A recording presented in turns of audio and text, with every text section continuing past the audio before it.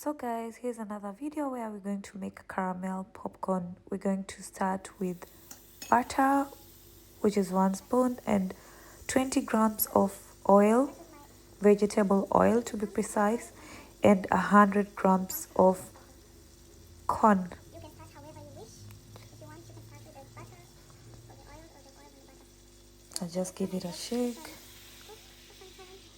for the butter to melt quickly. And this is my 90 grams. This is my 100 grams of corn.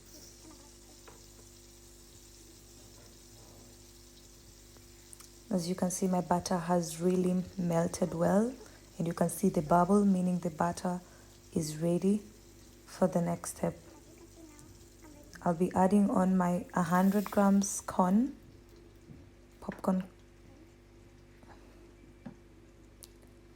putting a little bit of salt for the taste. I'll mix them all together for even distribution. Then I'll take a lid and close it and wait for the pop. As you can see, the pop has already begun. This is where you will want to reduce the heat a bit and let it just pop on its own to avoid the popcorn from getting burned or anything like that. Give it a shake for the non-cooked corns and reduce the heat completely and let it pop. When it's done, let out pressure a bit. Take an extra bowl or plate, put some popcorn, the amount that you want to mix with caramel. Add your caramel on top. Take 2 forks, spoon or whatever, mix them nicely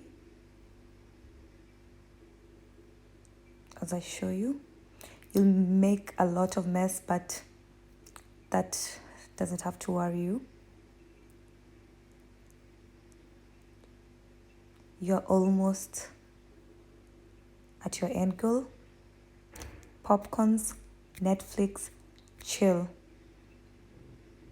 Mix them well, then place them in the oven for 10 minutes at a temperature of 150 degrees to achieve a perfect golden brown color.